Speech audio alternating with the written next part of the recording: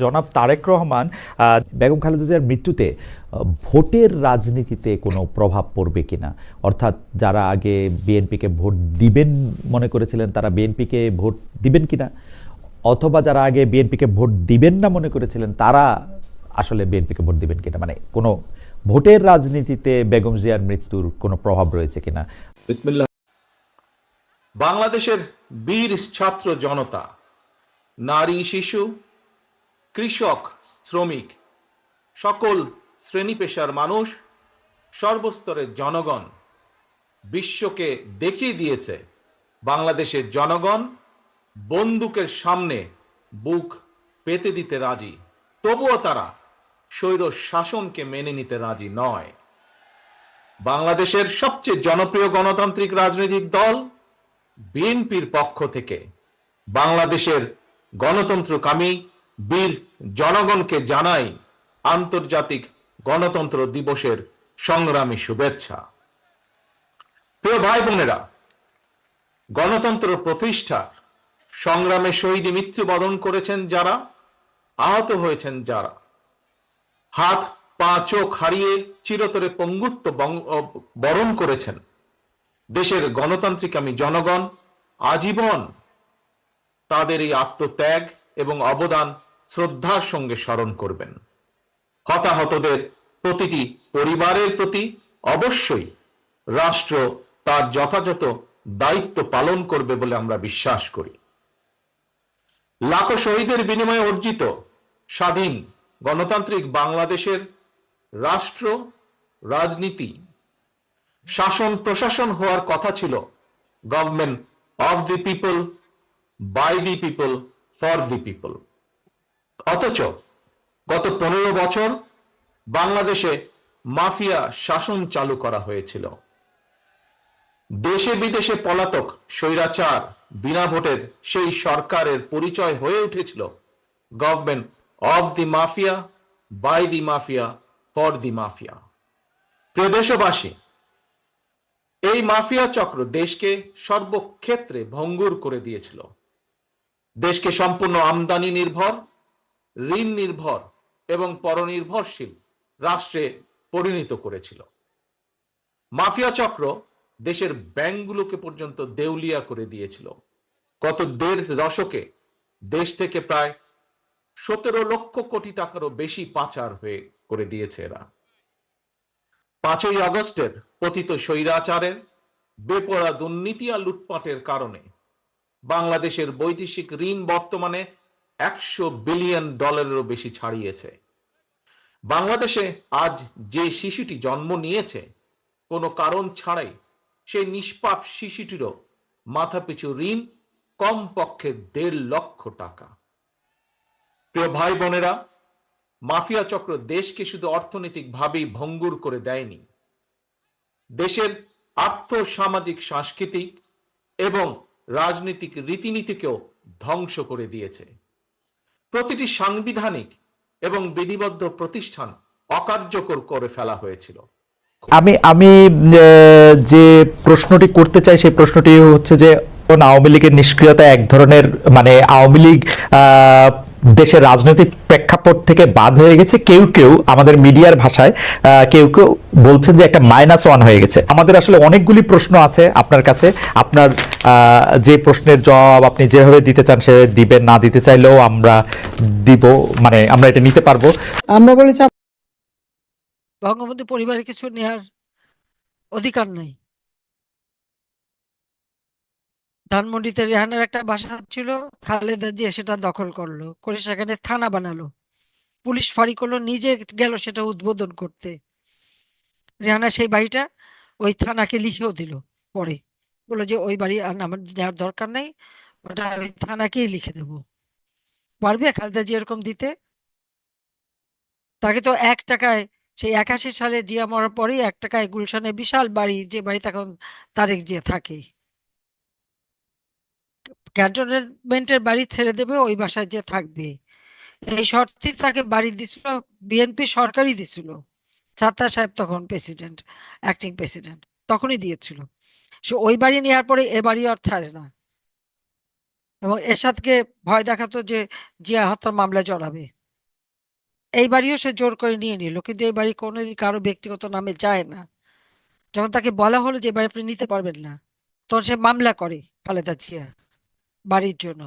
সেই মামলায় হেরে যায়, কারণ ক্যান্টনমেন্ট বোর্ডের আইন অনুযায়ী এই এ ব্লকের জমি কখনো কখনো কারো ব্যক্তিগত মালিকানায় দিতে পারে না, এটা সম্পূর্ণ বোর্ডের সম্পত্তি। সে সেনাবাহিনীর বিরুদ্ধে মামলা করে, খালেদা জিয়া সেই মামলায় হেরে সেই বাড়ি ছাড়তে হয়। কিন্তু এখন তারেক জিয়া এরা বা বিএনপি লোকরা দোষ দেয় আমি নাকি বাড়ি থেকে তাড়িয়েছে। আমি কেন বাড়ি থেকে তাড়াবো? আমি তো 96 সালেও ক্ষমতা ছিলাম, তাকে তো তাড়ানোর কোনো প্রশ্ন ওঠে না। কিন্তু সেই তো মামলা করে হেরে গেছে। ইনুস যেমন তার এমপি পদের জন্য মামলা করে হেরে গেল, আইনে কুলালো না, খালেদা জিয়ারও একই অবস্থা। আর সেই রাগে এই 32 নম্বরে আগুন দিয়ে পোড়ালো। আগুন যে দিয়েছে সে হলো যুবদলের সেই রোমান হাওলাদার নাম তার। আর গণভবন লুট করতে গেল, সেও প্রথম ঢুকলো ছাত্র দলের একজন, তার নাম ওই বলছে এর আগে। তো এই তো এদের কাজ। আর কোনো কিছু হলেই 32 নম্বরের উপরে হামলা। প্রথমবার আগুন দিল সেই আগস্ট মাসে 24 সালে, 25 সালে ফেব্রুয়ারি মাসে এসে বুলডোজার দিয়ে ভাঙলো। আবার এই কয়েকদিন আগে কি হাদি মরে গেছে, তো 32 নম্বরে কি 32 নম্বর ভাঙতে চলে গেল।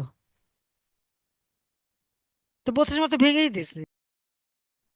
এত নিষ্ঠুরতা, এত নির্যাতন, আর বারবারই নির্যাতনের শিকার হচ্ছে আওয়ামী লীগের নেতা কর্মীরা। ইতিমধ্যে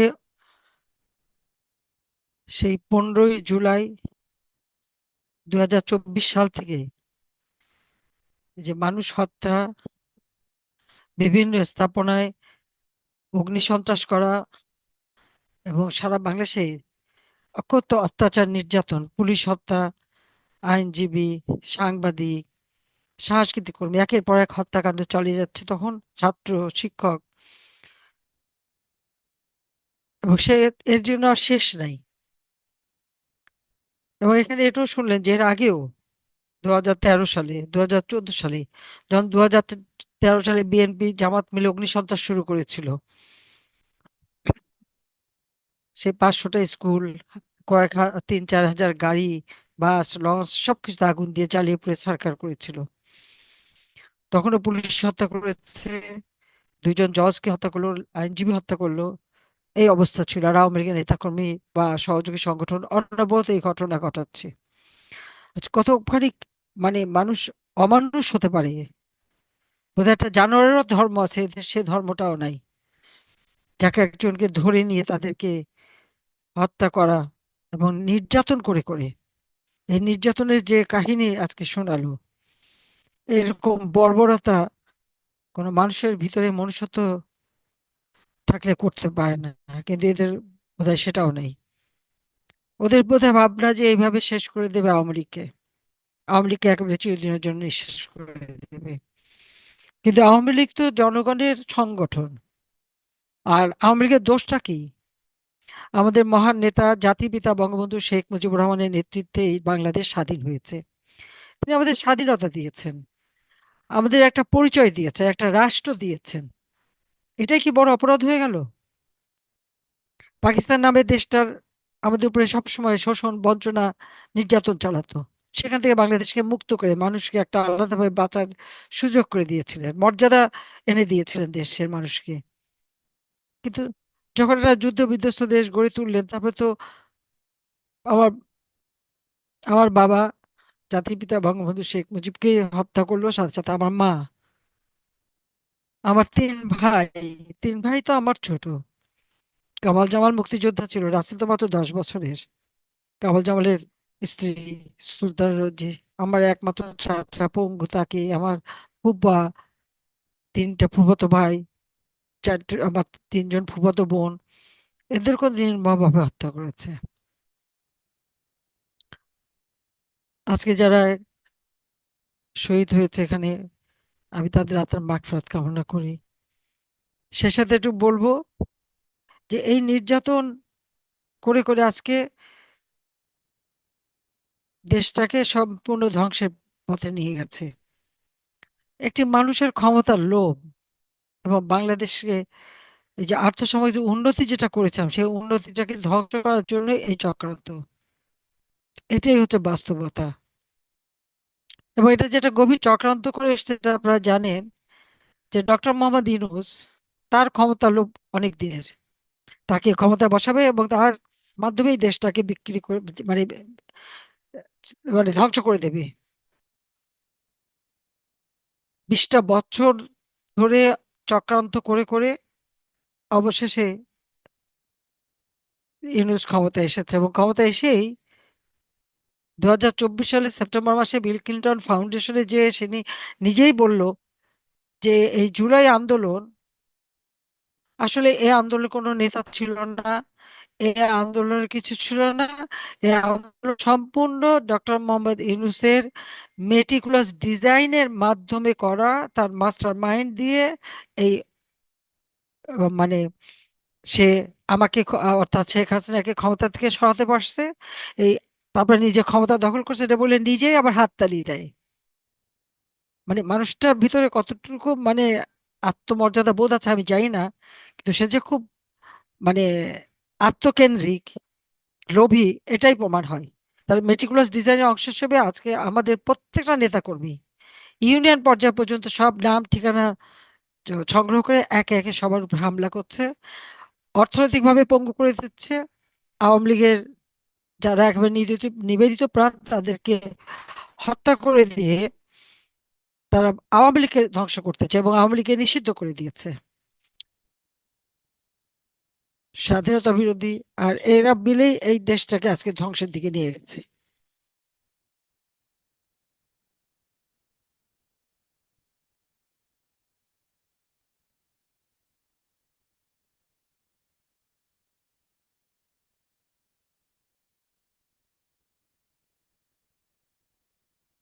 আমি জানি না আমাকে আর রেহানাকে তো হত্যা করার পরিকল্পনা ছিল, কারণ 15ই আগস্ট আমরা দুই বোন বেঁচে গিয়েছিলাম।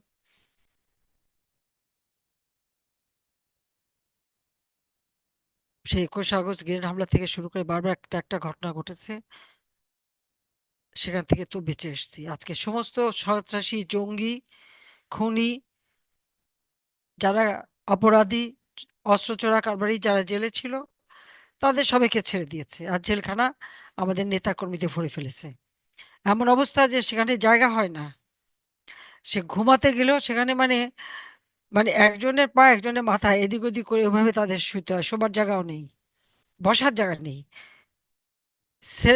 সেলের মধ্যে রেখে দেয়, ঠিকমতো খাবার দেয় না, চিকিৎসা দেয় না, তারপর ধরে নিয়ে অত্যাচার, রিমান্ডে নামে অত্যাচার করে, যখন একেবারে মূর্ছ অবস্থায় হাসপাতালে নিয়ে বলে হার্ট অ্যাটাক, সবাই হার্ট অ্যাটাক। এইরকম নির্যাতন আজকে চালাচ্ছে। আর এই যে এক একটা পরিবারকে ধ্বংস করার চেষ্টা। একটা পরিবারে যদি 3টা ভাইকেই হত্যা করে ফেলে, তাদের ছেলে মেয়ে, তাদের উপরে যদি নির্যাতন করে তা সে পরিবারে কি থাকে? আজকে এই ঘটনা ঘটাচ্ছে, ধরে নিয়ে তাদেরকে কোপানো,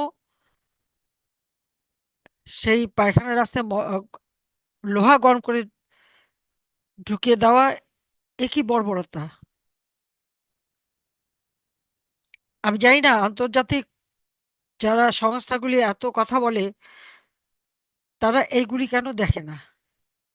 জাতিসংঘ একটা রিপোর্ট করলো, তারা তো কোনো ঘটনাই দেখেনি।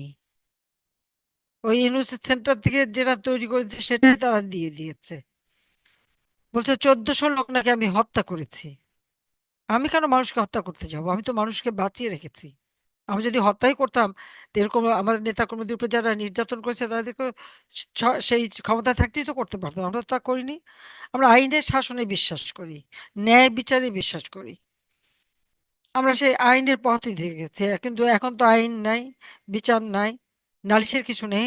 আর যারা এরকম